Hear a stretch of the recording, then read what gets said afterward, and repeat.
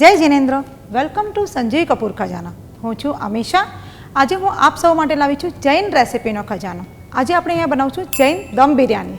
દમ બિરયાની બનાવવા માટે સામગ્રીમાં આપણને લાગશે પલાળેલા બાસમતી ચોખા, શાકભાજીમાં વટાણા, બેબીકોર્ન, ફનસી, પનીર, દહીં, ફ્રેશ ક્રીમ, કોર્નફ્લોર, ઘી, બારીક સુધારેલી કોથમીર, પુદીના, મરી, લવંગ, શાહજીરા, તજ, મોટી ઇલાયચી, નાની ઇલાયચી, તેજપત્તા, કાજુ, બદામ, મસાલામાં બિરયાની મસાલો, ગરમ મસાલો, લાલ મરચું પાવડર, સ્વાદ પ્રમાણે મીઠું, હળદર, કેસર.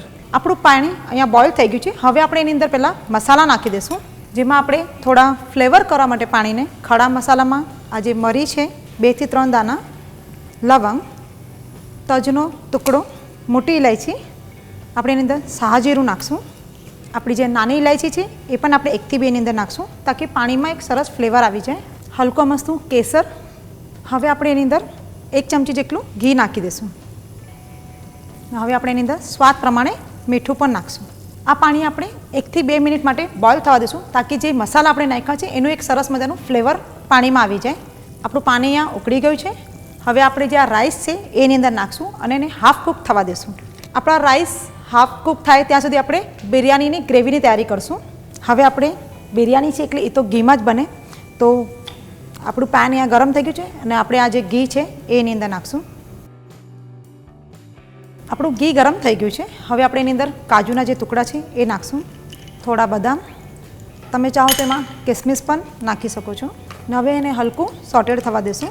આપણા કાજુ અહીંયા સરસ મજાના ગુલાબી કલરના થઈ ગયા છે. હવે આપણે એને કાઢી લેશું. હવે આપણે એને પાછા અહીંથી થોડા મસાલા નાખશું, જેમાં આપણે મરી, થોડા લવંગ, મોટી ઇલાયચી, તજનો ટુકડો, થોડા તેજપત્તા નાખશું અને નાની ઇલાયચી પણ નાખશું. હવે આપણે એની અંદર આ થોડું શાકભાજી આપણે નાખશું. એમાં આપણે ફણસી નાખશું, બેબીકોર્ન.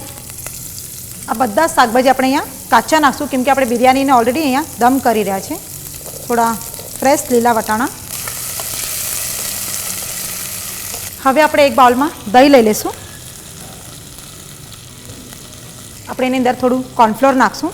દહીંમાં આપણે કોર્નફ્લોર એટલા માટે નાખીએ છીએ કે જ્યારે આપણે શાકભાજીમાં દહીં નાખશું તો દહીં ફાટી ન જાય અને એનું એક થિકનેસ બરાબર રહેશે. હવે આપણે એની અંદર મસાલા નાખશું, જેમાં આપણે હળદર પાવડર, થોડું લાલ મરચું, આપણે એની અંદર બિરયાની મસાલો પણ નાખશું, થોડો ગરમ મસાલો, અને આપણે શાકભાજીમાં પણ થોડું સ્વાદ પ્રમાણે મીઠું નાખશું.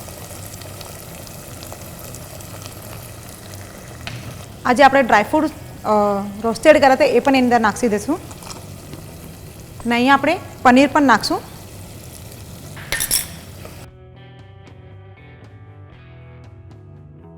આપણા રાઈસ પણ હાફ કૂક થઈ ગયા છે. હવે આપણે એનું પાણી કાઢી લઈશું.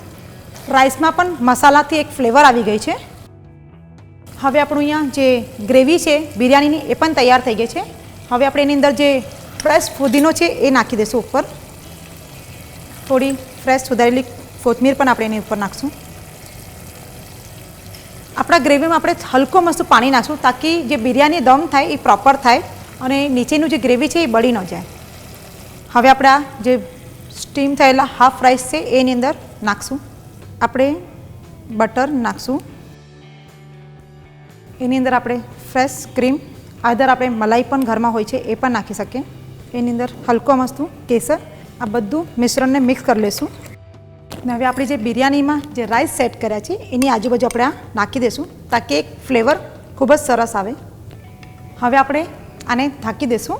હવે આપણે એને પ્રોપર સીલ કરી દઈશું, તાકી આ બિરયાની પ્રોપર દમ થઈ જાય.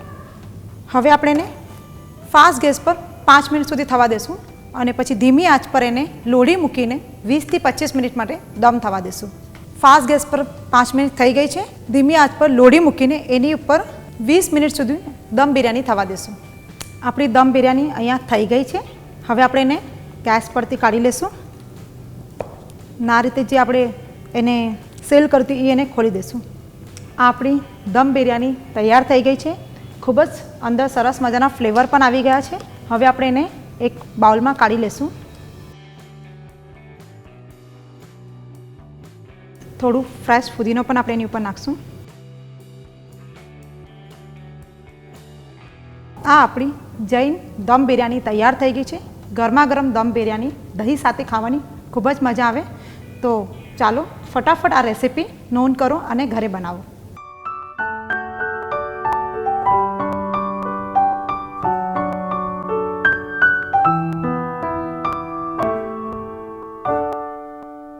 Do subscribe to our channel on YouTube if you like our videos. Stay connected. Happy cooking!